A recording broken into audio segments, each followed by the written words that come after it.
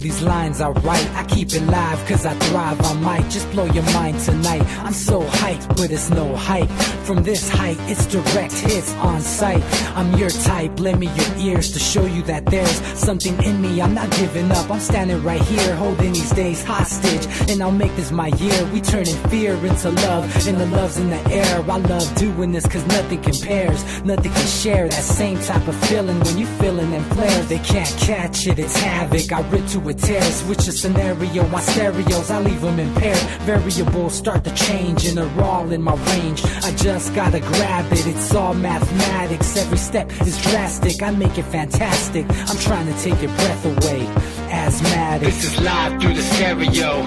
Go and let it blow, blow through the stereo. I'ma let them know through the stereo. Yo, here we go through the stereo, stereo.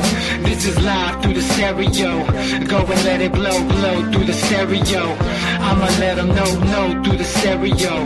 Yo, here we go through the stereo, stereo. Yeah, just nod your head with it, so explicit and vivid. Every image is intricate, intimate. I put my all into it, no scrimmage and no rules. I'm a pro tool, hear my heartbeat, beat into the vocals. I'm so loco, lost my mind, oh no. It's ponderoso, dope, so no overdose, cause it's dope, yo. Man, this is house grown, mixed with some milestones. So I let the style flow down like the Dow Jones, bringing it with some foul tones, letting the crowd know we getting loud, so it's eardrum rudiments. Yeah, we bring it rude again. Move, little hooligan. Music for tuning in, full time to the 10. I'm on my clock, like I told you. I'm doing this for dreams we pursuing.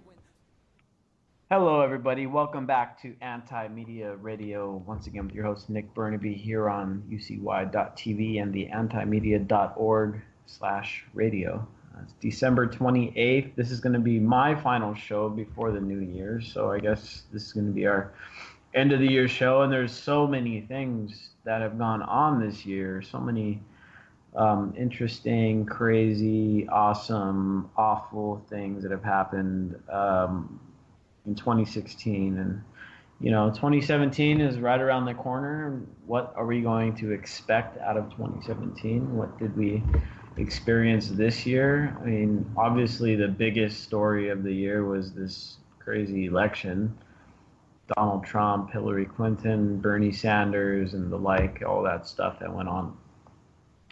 So yeah, we're going to go over all kinds of stuff. Nothing set in stone for tonight's show. I guess we're just going to see where it takes us. I'm going to have a interesting panel on the show tonight. I'm joined right now by the amazing journalist Claire Bernish. What's up, Claire? Not much. What's going on? Hanging in there. Didn't do the show on Monday. Kind of hung over from the whole family get together thing on the 25th on Christmas. I'm not a Christian or religious person really, but the one good thing about all these holidays, even though a lot of the meaning behind them have been either, hidden or forgotten or purposely paved over. The good thing about holidays is that it's a time to, get together with people you care about for a lot of people. That's definitely what I did. And I was just so hungover on Monday that I couldn't do the show. But that being said, hopefully everybody had a decent holiday season, no matter what it is you do, or if you don't do anything, at the very least, like I said, get together with family, friends, have some good times. We're living in a crazy era of history right now, and so it's important to really, I guess, cherish all the moments we have together, and that our time being alive, it should be taken advantage of and done right, I guess, or done in some way or another. I guess not done right, but it really is a blessing to be alive. I mean, think of just the odds, what are the odds that you're on this planet right now and you're alive? I mean, the genetic roulette that your consciousness is the one that's inside of your head right now, and it's not some, one little slight change to your genetic code when in the lottery of reproduction, it wouldn't be you, it'd be someone else. I mean, there's a one in, including all of the, just if we want to go by the theory of evolution here, all of the things that added up to create humanity. I mean, it's you got a one in several, probably trillion chance of being here on the earth, yet here we are. It's a lot harder to be alive than it is to win the lottery, but we're here. And a lot of people don't treat it that way. It's life isn't being lived to the fullest, and it should be. And that's, I guess for me in 2016, that's just something that I took away from it, with all the bad things, all the horrible things, and all the interesting, innovative things going on.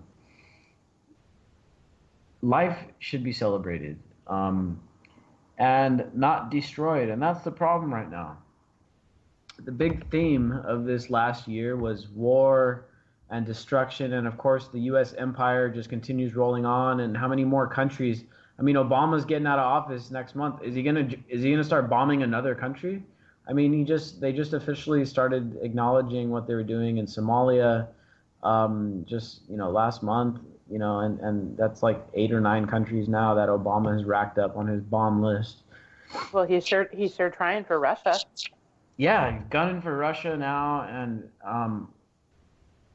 like what 2016 has taught me is that life should be celebrated and war should be denounced and stopped, because there's just so much war going on. And one of the bigger stories here that was kind of not talked about enough in 2016 was the amount of refugees. We're now dealing with the biggest refugee crisis in the world since World War II. And, World War II was a massive, massive conflict. Right now, we're dealing with more refugees than we were in World War II, and that's really bad. I mean, and it's not any one single major conflict, albeit, what's going on in Syria is pretty big.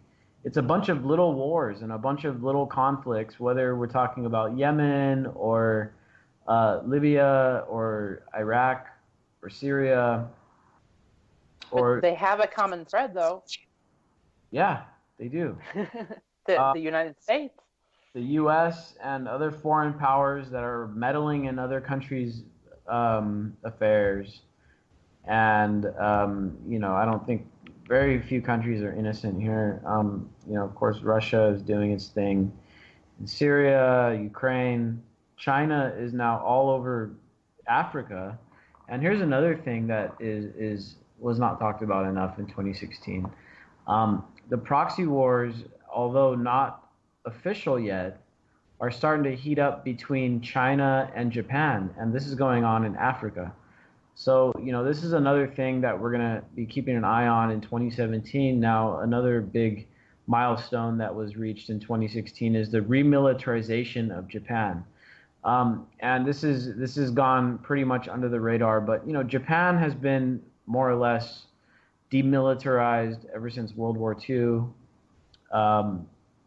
But this year, through a lot of, I guess, nationalistic fervor that was capitalized on by the Japanese government, they were able to pass amendments to their constitution, which allows for offensive military action rather than purely self-defense. So now Japan is building up a military, and they've sent troops into Africa to go into a country where I forget what country it is, but it's a country where China also has a presence, where they're developing oil infrastructure. Surprise, surprise! Another potential military conflict about oil. Nothing new there. But so this is some of the stuff that I've been really keeping an eye on, and the Eastern theater, the Pacific theater, is heating back up. And, Japan just passed a new military budget. I think we just covered it on the anti-media. It's somewhere like around $40 billion that they're pumping into their military now. And a lot of it has to do with confronting China over there in the East China Sea. And, you know, we've been talking about the conflicts and stuff going on in the South China Sea. The 2017, especially with Trump taking over, you know, from everything I can tell, the Obama kind of neoliberal oil wars going on in Syria right now between the U.S. and Russia with their proxy war, that's going to be coming to an end. And that's maybe the good news that is going to come out of the Trump presidency. The bad news is that Obama's Asia pivot is going to be picked up. You know, he's going to hand the ball off to Trump, and Trump seems like he's going to be going straight head to head with China. China is a much bigger issue than Russia is by all measures. So this is where 2017 is going to be really dangerous, and the people in the United States are going to have to be very, very vigilant about what's going on with foreign policy stuff under Trump and what policies are. You're talking about oil too, and oil with Trump in the domestic United States. You know, he's a big oil and gas industry proponent, and with Dakota Access, the legislation that went through that set up that lifted the ban that was in place since 1975 on the export of unrefined crude. With that in place just for Dakota Access, that means that all of these new pipelines that have been proposed, I believe there were 50 in 2015, all of these new pipelines that have been proposed will likely go through. Like, there's not going to be a problem. So as far as the oil wars go under Trump, it's as if that comes home. Yeah, and you know, we got our first taste of it with the Dakota Access Pipeline, and what may be in store for us in 2017 with the domestic oil wars going on. And you know, let's not forget that Trump was formerly invested in the Dakota Access Pipeline. Now he claims that he's divested. He still is. He took out like a large portion, but he's still invested. And then, you know, Trump's Secretary of Energy, the hilarious Rick Perry, he's a board member of Energy Transfer Partners, which is the parent company of the Dakota Access Pipeline. And he lobbied to have that ban lifted that I was talking about from the 70s. I mean, this is like it's a big setup. Like, you know. A lot of people were saying that Trump is anti-establishment, but when it comes to establishment politics, revolving around the oil and gas industry, it doesn't get much more establishment than Trump. Yeah, and his Secretary of State is the CEO of Exxon. I mean, if it doesn't smack you in the face, I don't know what will. I mean, maybe the three people that he put in his cabinet from Goldman Sachs, but we talked about this previously a couple shows back, but you know, his supporters are so blinded by their vote that they're not even questioning it. I mean, there was one point in the debates, in the Republican debates, where Trump basically said Ted Cruz was, you know, a puppet of Goldman Sachs. And now Trump is making himself into a puppet of Goldman Sachs, and his supporters have not even questioned it or, you know, complained about it, you know. And so what we're going to be dealing with over the not only 2017 but over the next 4 years and possibly 8 is the "I voted for this guy" effect, which is exactly what Obama capitalized on in, you know, the previous 8 years. And as I mentioned earlier in the show, Obama has bombed 8 to 10 countries since he took office, 8 to 10 more countries than Bush. And where are his voters? Where are all those people that voted for Barack Obama that said, yeah, the Iraq war is a bad idea. We need to end that war in Afghanistan. We need to do all this stuff. These wars are bad news. Where are all those people when Obama was bombing 8 to 10 different countries? Nowhere, because they voted for him and they can't criticize him. And that's They're hiding. They're hiding under his Nobel Peace Prize. yeah, they're hiding. The Nobel Prize really silenced all those people. And now the Trump voters are going to be in the same boat. They're going to be sitting there pretending that Trump's not doing anything bad. He just put 3 people from Goldman Sachs into his cabinet. They've already pretended that's not bad, or they've made excuses. Well, it's because he's a smart businessman and he knows that you need to have business people to run the government. It's like, no, dude. Just a couple weeks ago, you were talking all kinds of shit about Goldman Sachs. So shut your mouth. I don't want to hear it. I really don't want to hear anybody defending Trump's Goldman Sachs picks with any excuse. I don't want to hear it. It's too dumb to listen to. Anyway, I think we're joined now by my longtime co-host DB Schwartz. What's up, man? Not much, dude. Just seeing these celebrity deaths.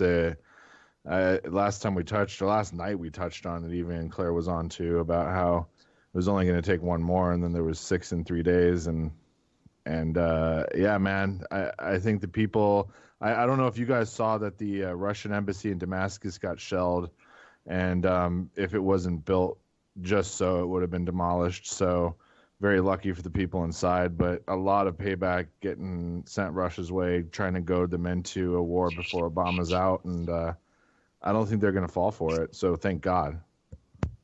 Yeah, is this the retaliatory measure? I mean, you have to wonder. Yep.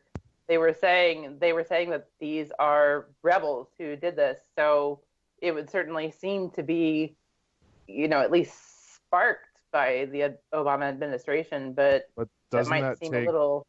That takes some pretty pinpoint tech to be able to. Right. I mean, we're not talking about just like the old 40s and 50s wars artillery. We're talking about like a surface-to-surface missile, essentially. But we're also talking about the same administration that just wrote into the NDAA that they can theoretically provide shoulder-hoisted anti-aircraft missiles to these rebels who are, I mean, I don't even think we should call them rebels anymore. They're terrorists. They're basically branches of Al-Qaeda. They can shoot down Russian jets or Syrian jets and propel us immediately into World War III. Exactly. So. This is the stuff. This is why Erdogan was so. People said he's so careless to come out. No, he's not. What he's doing is he's giving a warning, and they're not going to allow Israel essentially to become this proxy where they're going to test out super futuristic weapons on the Middle East like they want to. It's not. They're not going to allow it, man. They're just not going to. They're going to spill all the beans and save themselves if they have to. Shoulder-mounted anti-aircraft Freedom missiles. You guys got to remember that these are Freedom bombs, right? Because they can hit passenger jets, Nick. Yeah, but that's the thing is we're talking about where arms already go to these rebels. Like we have already seen video evidence that U.S. made, and granted a lot of Western countries, but U.S. made weapons of all sorts have fallen into rebel and ISIS hands. I mean, they're all terrorists we're talking about here. So you take these terrorists with their own goals, some of them acting out the Western goals of toppling Assad and others just acting out the goal of terrorism, and you put all of these really incredibly dangerous weapons into these people's hands. They obviously are going to change hands among these groups. There's no way to stop this trade among these groups, including with the Islamic State, and they are going to end up in the wrong hands, and Syrian or Russian jets are going to be shot down, and passenger jets of who knows what are going to be shot down, and the war will start if they allow this to happen. There is a reason that the standalone legislation, just like the Ministry of Truth standalone legislation, were basically shelved and not passed, and Congress was debating on them.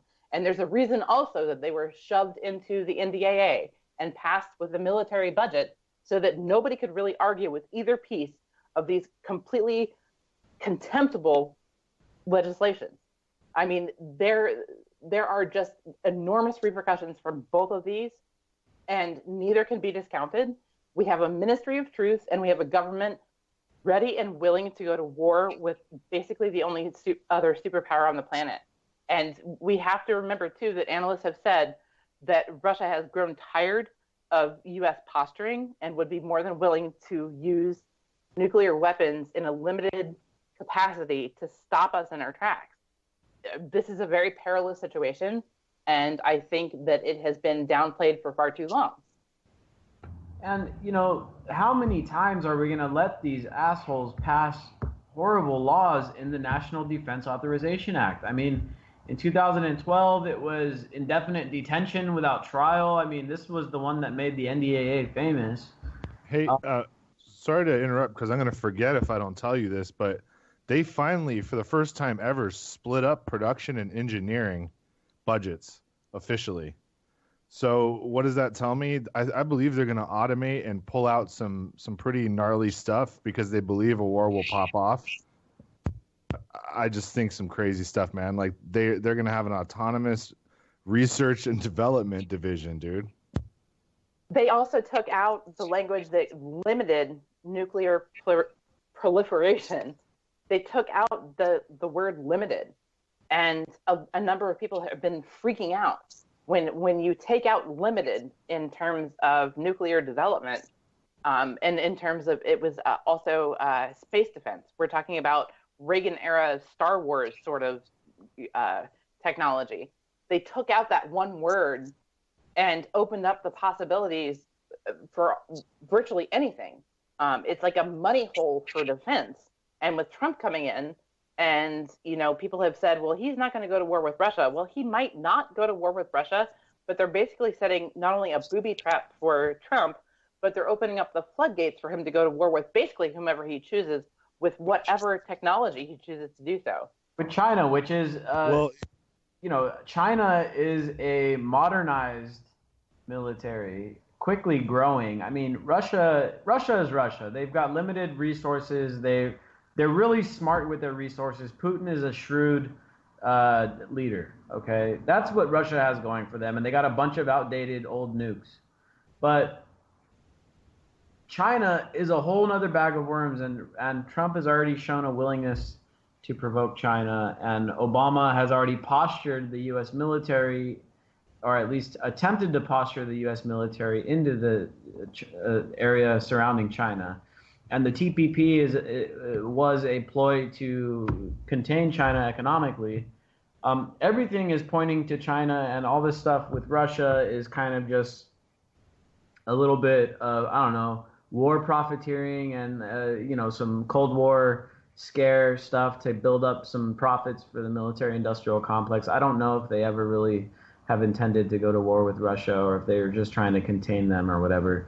But China is the real red meat for the military-industrial complex, and those are the guys. That's who these guys want to fight, and that's who they want to have the next proxy war with, because it's a real challenge, and it will require real huge amounts of resources and new technologies and huge military budgets. And you can't justify these massive military budgets for that long without having a legit threat. And looking at, the stuff with terrorism, Americans have kind of grown tired of this terrorism rhetoric. And it's kind of like, okay, guys, we don't need to go all around the world and fighting all these terrorists, But that's kind of where the Red Scare came in, though, too. I mean, people are like, wow, you're fighting a tactic, you're fighting a concept when you're fighting terrorism. And so it is as if the establishment said, we need something new, and poof, there's Russia and the new Red Scare and the new McCarthyism. And like you are probably actually right about China militarily speaking, but when it comes to goals and agendas, we have to look at Russia as the vehicle to quash dissent in this country. I mean, the NDAA put into effect literally a Ministry of Truth, literally an organization, a body called, I can't remember, Global Resource Center or something, to counter foreign propaganda. And it's going to not only target alternative media, but it will target anybody who has a dissenting opinion. Any media organization, people, etc., who have dissenting opinions against the establishment.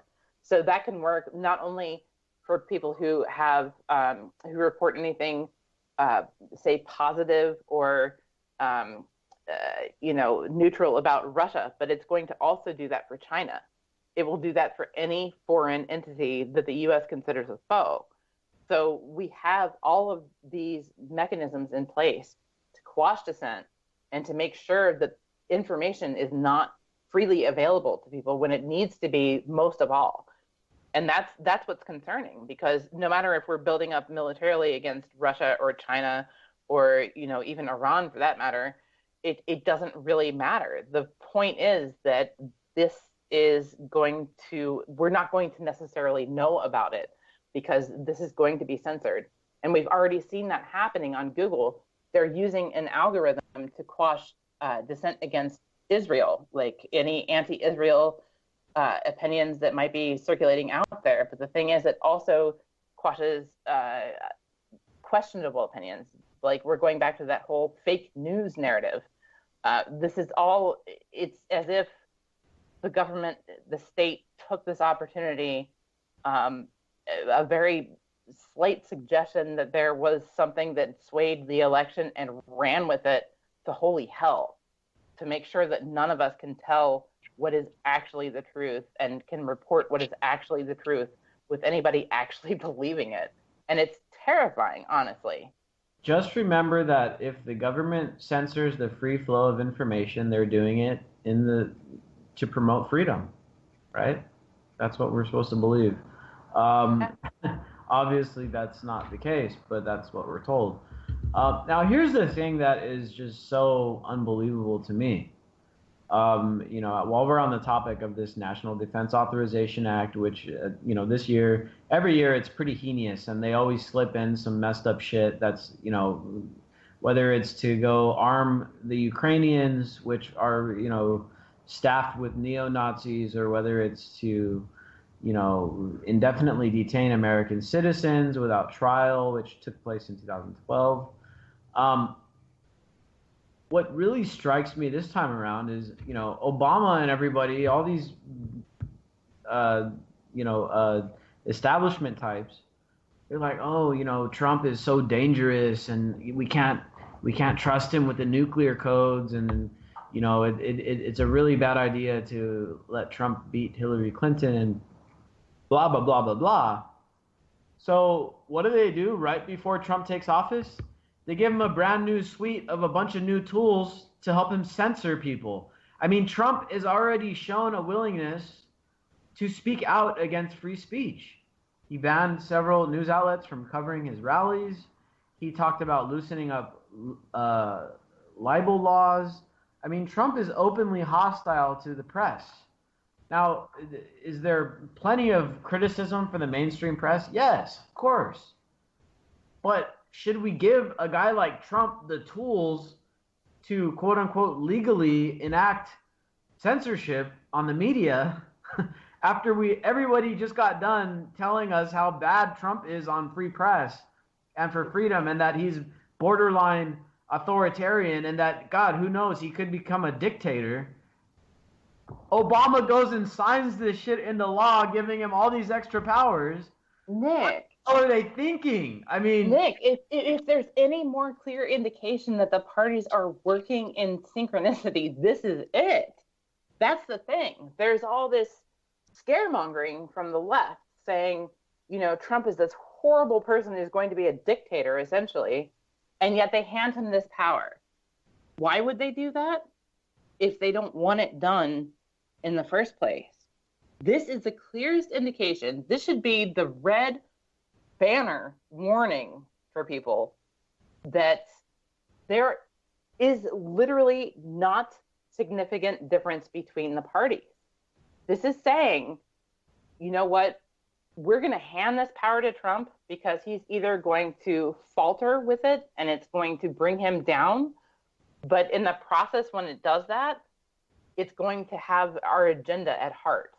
It's going to have quashing dissent it's going to have censorship. It's going to have our narrative at heart. It doesn't matter what he does with it, because in the end, the people who go against the establishment, right and left, will be crushed by this law. That's why they're allowing this to happen. It's because they don't care that it's him, because they're close enough and they're far above, like, you know, basically the proletariat, that it doesn't matter. I pulled up the vote here, the vote counts for the 2017 NDAA.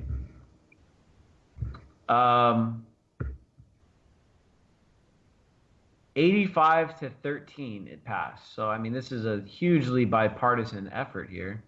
48 Republicans voted in favor of it. 36 Democrats voted in favor of it. 6 Republicans voted no. 7 Democrats voted no. So, this is a bipartisan effort. You know, they passed it together. They all agree on this. They all agree that Trump should have these powers. I guess Trump's supporters probably agree that he should have these powers, but the problem is that the United States is supposed to be this republic that guarantees certain amounts of rights, including free speech. Doesn't look like that's happening. To me, I mean, this is just part of this further, you know, the furthering of the myth that the U.S. is some kind of freedom-loving republic that is the voice for reason throughout the world. And, you know, the more we look at it, and, you know, I mean, the National Defense Authorization Act itself is a massive, massive, massive military spending bill. I mean, so, you know, we're the voice for freedom and democracy around the world, according to our leaders and according to the mainstream media. Why do we have to enforce it with $500 billion in spending to make bombs and to fund, you know, like you said, give man pads to these terrorist rebels in Syria so they could shoot down who knows what? And that also brings me to the subject of this, you know, there has been some unfortunate things going on against Russia. So first it started off with their ambassador getting assassinated, and that was only a couple days after Obama said we were going to retaliate against their supposed hacking of the U.S. election, which of course we've yet to receive any proof of. I don't think that the U.S. was involved in the assassination of the ambassador, but who knows? And then, you know, the Russian jet goes down. We don't know what happened there. And then, but who's the U.S., Nick? Like, the Pentagon and the CIA are obviously on opposite sides. Sorry, you broke up there a little bit. I didn't catch what you said. I'm just saying, like, making a distinction about who's controlling what in the United States is like a moot point. There's a corporate arm. There's a national arm. There's mercenaries all over the place. Like, nobody knows what the hell's going on. And definitely the intelligence forces are like internally at odds or fighting outright, maybe. So who knows what's going on? Yeah, that's the thing. Like, the intelligence community completely, they're completely at odds over what's going on.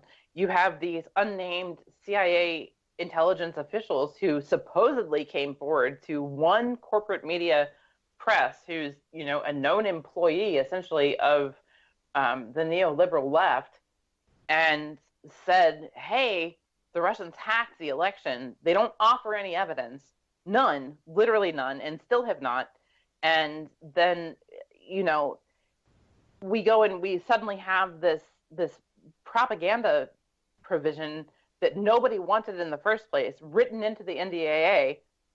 Now it's law, and we're going to have this huge propaganda division, really literally derived from the McCarthy era.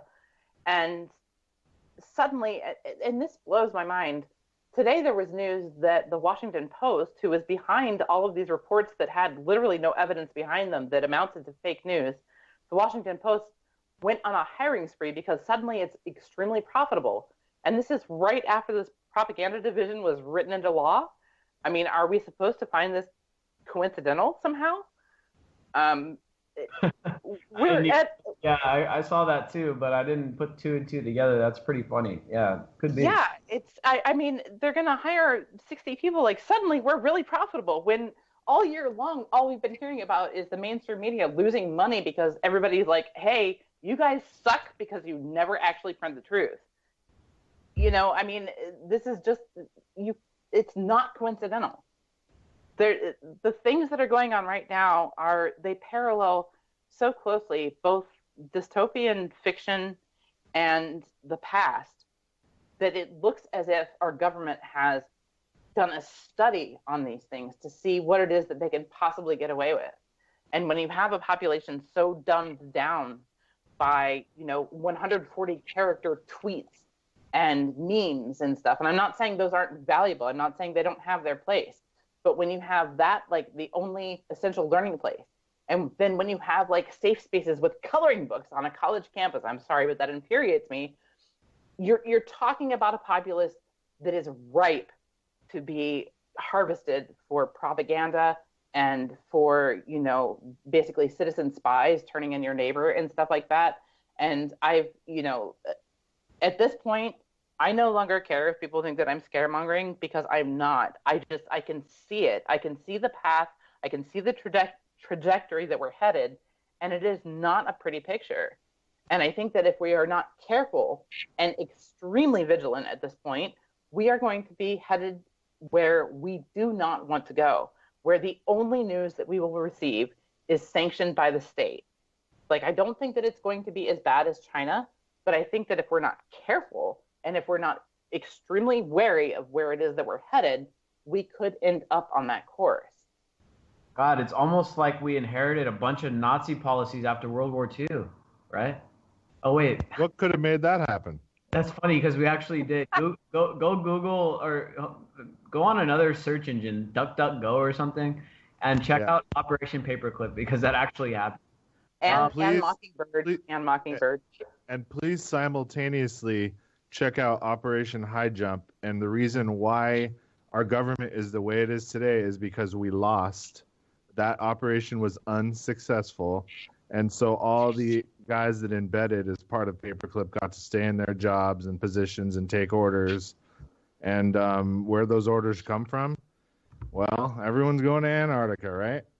The real brains behind the Nazi operations wound up here, and and to a lesser extent in Russia. And the figureheads, the Trumps of the Nazis, got hung up at the Hague.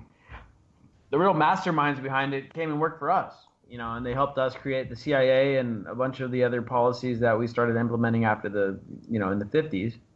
And the technology. And a bunch of the technology and stuff. You don't think the man in the castle's not real, do you? I don't know. Yeah, I mean, dude, it's just, so you don't have to occupy a country to win a war. Just think of it that way. Yeah. This is the thing. Like, the government a long time ago created the idea of a conspiracy theorist to discredit people who kind of find the actual truth, like the deep truth and stuff.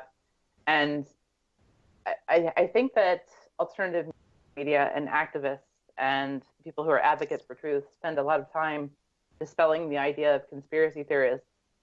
But the situation that we're in right now, all of these theories, all of these conspiracy ideas, all of this dystopic sort of, portentous, horrible stuff that we've all kind of envisioned almost romantically, darkly, but romantically, is coming home to roost. Now we are seeing the results of years of apathy and years of, no vigilance and the dumbing down in education and indoctrination. And we're seeing the result of that. And as the American empire dies, as it goes down in flames, which, pretty much every analyst that I've ever studied says that's the stage we're in. As this empire goes down in flames, it's like quicksand. It's grasping at anything it can possibly hold on to. So we have out in the open propaganda. We have out in the open lies that are so blatant it blows the mind. All of these policies are just, it's an incredible and absurdist sort of new reality that we have entered. I believe it was Oxford English Dictionary's word of the year was post-truth, but my idea is that it's more like kind of post-comprehension, post-coherence. You know, we've reached a whole other level where it is literally like Orwell's sort of various contradictory statements, like war is peace. You know, we've come to that point, and it's astonishing, but we need to move past it somehow. We need to break through this before it's too late. Yeah, I think you're right, you know, and it really is kind of maybe 2017 will be the coming home of all these prophecies that people have been worried about for so long, and so many technological advances with automation and censorship and stuff. You know, a lot of these techno dystopians, and I read plenty of books. I can't even remember them. I used to read them when I was a kid. Always been into this genre. A lot of that stuff is coming so true now with armed drones flying overhead, autonomous technology, artificial intelligence. All of this stuff will be eventually deployed in the government's by the government to accomplish its goals, whether it's to, you know, control people or bomb people or win wars or, you know, control the flow of information. For so long, it feels like the U.S. public, especially after World War II, and again, I don't know exactly why. It may have to do with Operation Paperclip and stuff, but especially after World War II, rather than going this direct route of, you know, heavy-handed censorship and stuff in the United States, that's the route that China went. The U.S. didn't go that route. We went the route of distracting the hell out of people with celebrity culture and Hollywood and blah, blah, blah, all that kind of stuff. You know, reality TV and all that. Now with they went Orwell, we went Huxley. Yeah, and with the advent of the internet, there was a little bit of a resistance that was growing, and is still growing right now. But now it's like, oh my God, the sky is falling, the world is ending. Fake news in Russia have destroyed any sense of, you know, information that we should know. So we need to go and put laws in place so we can control the flow of information. And, you know, because they tried the distract model for a long time, and it was working pretty well. But, you know, people started getting organized, whether it's with us or with the independent media or various activist movements and things like that. Some messages started to stick, and they started to prevail through all the distractions and all the celebrity culture and all this stuff. And now they're trying to crush the final resistance to the empire. And it's so ironic with the passing of the woman, what was her name? Carrie Fisher, I believe. With this woman from Star Wars, and how she was like this iconic kind of anti-authoritarian actress that was, you know, fought the evil empire in the Star Wars series and stuff. And it's pretty ironic that we're actually real life like dealing with that right now. We're dealing with something similar, but this time around, you know, it's interesting to see that, you know, people love those movies, and they love the message of those movies, of the underdog and the people fighting for justice, and people fighting the good fight, fighting for what's right against the, you know, Darth Vader and these horrible Sith lords and all this crap. The people love that stuff, but when it comes to real life, it's like, oh yeah, we got to censor these people. It's fake news funded by the Russians. You know, it's like, where's the consistency there? I mean, these battles, the reason that those movies are so good is because they portray real things that are happening, real messaging, as far as the battle between good versus evil and the fight for justice. It's eternal. The battle for good and evil, it's been going on since the dawn of civilization. You know, mankind, ever since it mastered agriculture, there's been a few men that want to take advantage of the rest of everybody else. And we're dealing with that same exact theme going on. In fact, I would argue that it's probably going to exist for a long time. It's an eternal state of being for humanity because we're not evolved to be these type of Just creatures. read Dune. Just read Dune. Humans are evolved to be living nomadically in small tribes where we hunt and gather, and we may have skirmishes here and there, but never anything huge.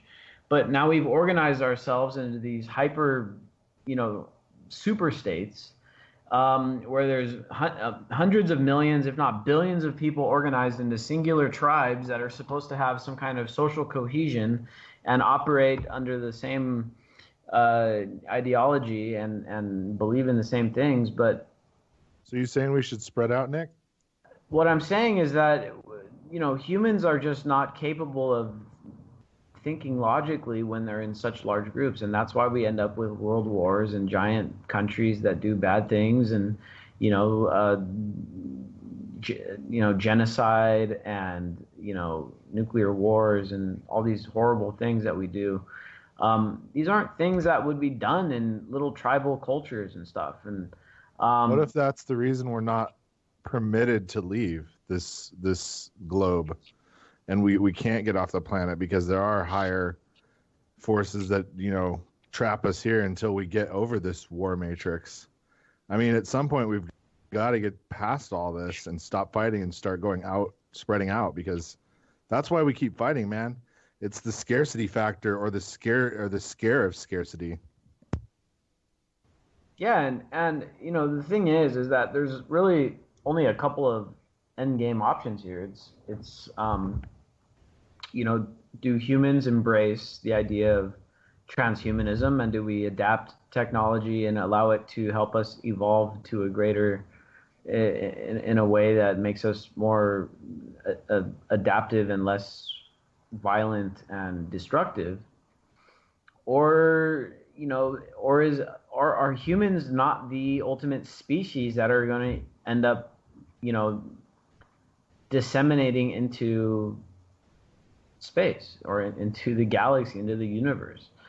Because in our current state, I mean, I just don't know if we're capable of being peaceful, harmonious beings with any other culture or any planet, because we are kind of, in the way that we're organizing right now, we're kind of doomed for failure. We're parasitic. We're parasitic right now. We have taken our own, this is our biosphere. This is our home. This is our ecosystem, like the planet as a whole. This is where we're supposed to be living. And we have taken it and exploited it and trashed it to hell. I mean, 100 times over.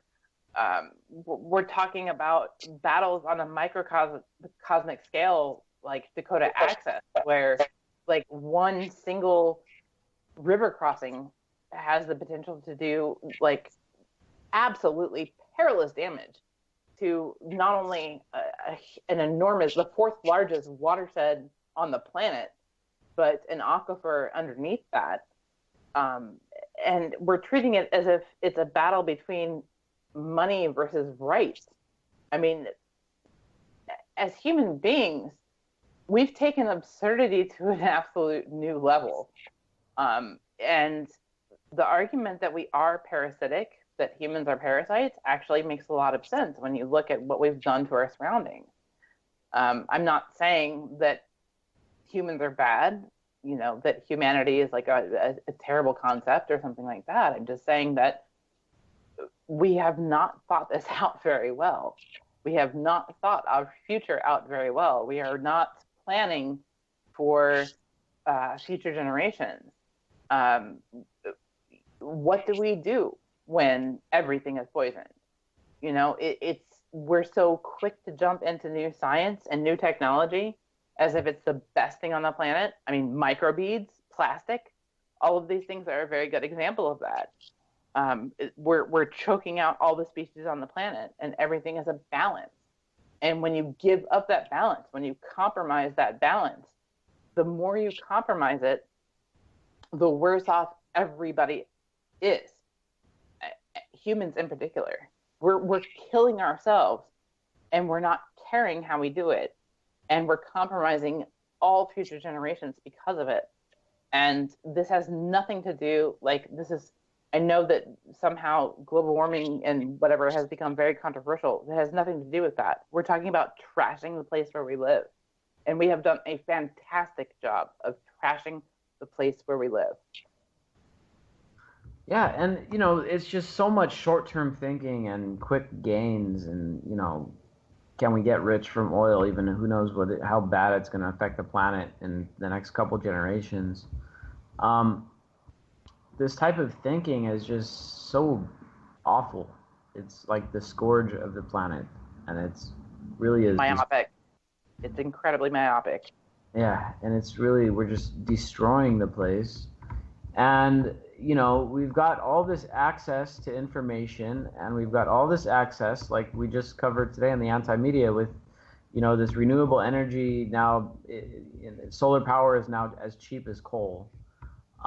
We've got access to all this stuff, and all the information about our history and wars and bad people and things that bad people have done, the Nazis, what the Japanese did to Asia in World War II, and all of this history that we should be learning and knowing, but not only that, but learning from it. I mean, you would think that Japan would say, okay, you know what, guys, we made what the Nazis did over in we made what the Nazis did in Germany look like child's play. Maybe we shouldn't remilitarize. Maybe we shouldn't bulk up our military again, and who knows, go around and maybe fight China again. You'd think that the people over there would say, yeah, that's probably not a good idea. And you know what? A lot of the people did think that. A lot of the people, because there were big protests when Japan announced this new remilitarization law. And in fact, there was actually literally a brawl in their parliament when they were passing this law. Some of the people in the parliament felt so passionately about maintaining neutrality and maintaining peace or non-aggression that they literally were fighting the other people in the parliament, punching them and stuff. But they lost, and then all of a sudden Trump gets in, and now we're signing all these huge business deals with Japan again. And now NAFTA's probably going to get renegotiated. It's times, man. I think that us, Russia and Japan, are so paranoid about China that we're going to just all do whatever it takes. Yeah, dude. And so that's to me, man. And maybe it was because I read Fahrenheit 451 for the first time in this year and stuff. And the big messaging from that book is to learn from your history so that you don't repeat it. Now, the problem with history, and everyone knows this, history repeats itself, right? That's what everyone says. History repeats itself, and it's so damn true. And that's the worst thing. It's the worst thing in the world. The worst thing in the world is history repeating itself, because not only do we fuck up once, but after a couple of years, we say, you know what? Man, genocide really was bad back when the Nazis did it, but I bet you we can do it a lot better. It's like, when are we going to learn from these horrible mistakes of the past to the point where we begin to not repeat them? Like, yeah, you know what? Every war that has ever happened on this earth has been really bad, and it's been horrible, and a bunch of people have died, and most times all these wars have been made up over lies and bullshit, ego, power, or other stupid things. But this time it's going to be different, I swear. No, it's not going to be different. And this is what we have to start understanding. If human beings, the third path of human beings, if we don't go transhumanism, if another species doesn't wipe us out because we suck and becomes more prevalent than we are, the third path is that we actually finally start thinking and learning from our history. Now that we've got access to all the information, that it's not embargoed now, I can't blame people throughout history, because for the most part, it's been embargoed. Information has been held closely by only the elite. And it still goes on like that in China and other places where censorship is really heavy. But people in the United States have no excuse. We have Nick, access to information. We don't have to not learn from it. Go ahead. I think the thing that I think this is, and this is what I have come to the realization recently. I think what you're missing in that, and I think what everybody is missing in that, is that, yeah, actually, we do learn from the past. We do learn from history. Not we, but our governments. The people in power, those who hold power, learn from the past. They learn from the past, and they learn the mistakes, and they understand what went wrong because it goes right for them. And every time it goes right for them, it gives them more power. And they can cling to power more and more and more. And so they take those lessons that seem like failed history to the rest of us, and they employ them to their own benefit. So over and over and over, we see, these falling empires and the rise of totalitarianism and fascism and authoritarianism. And these governments learn from that. And that's what they seek, because their biggest goal is to hold on to power. So every time something fails, they take the lessons that are necessary and they say, we will try this again because every time it increases our power. So once again, we find ourselves with propaganda as law. We find ourselves with, just absolutely quashing surveillance and overcriminalization of basically daily life. All of these things are not by accident. They're because the governmental powers and the people that hold all of that just absolute hold over all of us have learned. They've taken the lesson. Like, they've taken it seriously, and that's what they're doing. Good point. I mean, it's kind of like after the fall of the Nazis, it's like, oh, you know what? Empires of the future can't hold land. Like, we can't just invade and occupy everyone. I mean, it's just not feasible. How can you have an army big enough to go around and occupying the whole world? And let's be honest here. The every empire throughout history has wanted to conquer the whole world, right? That's the main goal. It's like conquer the known world. Every empire has wanted to do it. No one has fully succeeded. But after the Nazis, maybe the next empire, which obviously became the United States, said, you know what, we can't go about it how the Nazis did it and how previous empires, we can't just go around invading the whole world and occupying. How are we going to raise an army big enough? We don't even have enough people. So they went about it in a new way, right? And that's why if you go around asking people, you walk outside and ask 100 random strangers and say, hey, do you think the United States is an empire? I don't know, 5% would say, yeah, it's pretty much an empire if you really think about it. 95% of people, what? What are you talking about? We're not an empire. We're not occupying all these places except for maybe, Iraq and Afghanistan. They deserved it, though. It's a whole new empire. It's a whole new thing. And you're right, Claire. We learned from the mistake of the Nazis. We learned from the mistake of the British Empire and the previous empire that came before them.